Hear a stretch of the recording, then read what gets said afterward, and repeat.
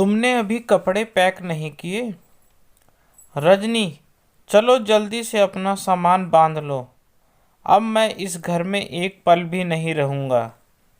आज मैंने अपनी आंखों से देख लिया है इस घर में मेरी बच्ची और तुम्हारे साथ कितना भेदभाव होता है।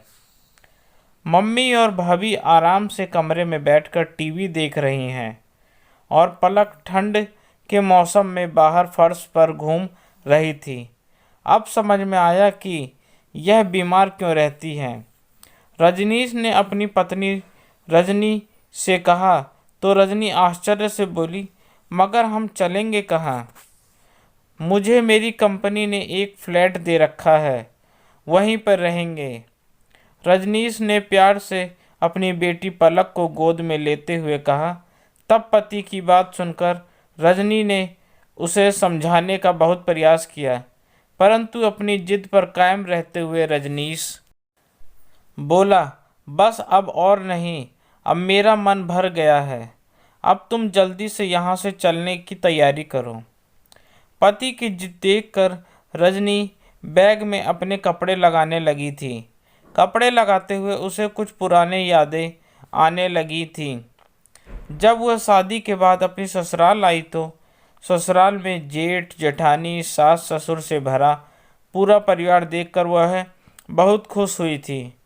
वह खूब मन लगाकर सबकी सेवा करती थी, परंतु उसकी खुशी तब काफुर हो गई थी जब दिन भर काम करने के बाद भी काम करने का श्रेय उसकी जेठानी और सास ले लेती थी और उसके ऊपर कुछ भी काम ना करने का आरोप लगा दिया जाता। यह सब उसकी सास और जेठानी की चालाकी की वजह से होता था।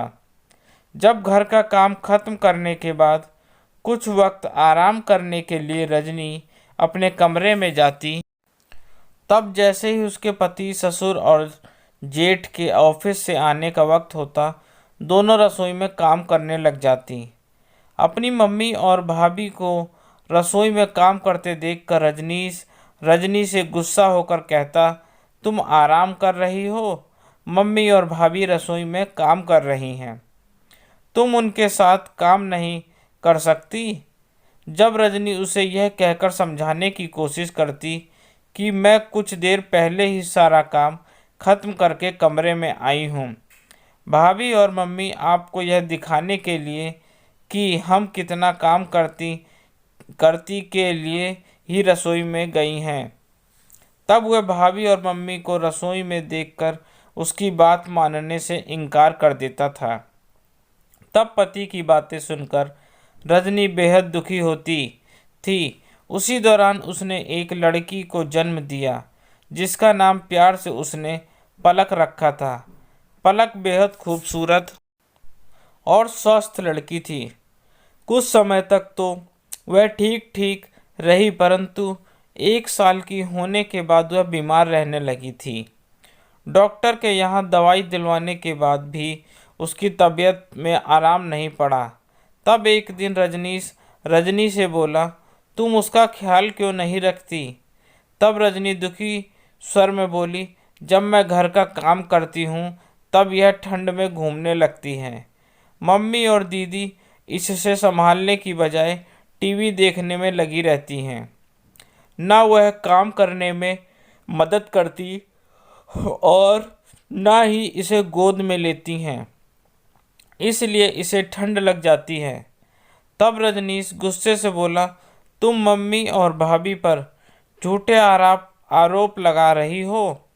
उस दिन मैंने खुद अपनी आंखों से देखा था जब तुम आराम कर रही थी, मम्मी और भाभी दोनों काम कर रही थी। तब पति की आंखों पर मम्मी और भाभी के प्यार का चश्मा चढ़ा देखकर रजनी खामोश हो गई थी।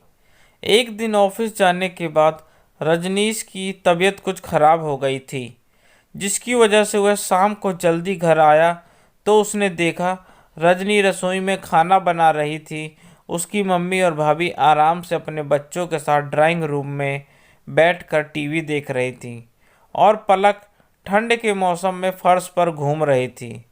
तब अपनी आंखों से बेटी को फर्श पर घूमते देखकर उसे सारा माजरा समझते वह देर न लगी थी।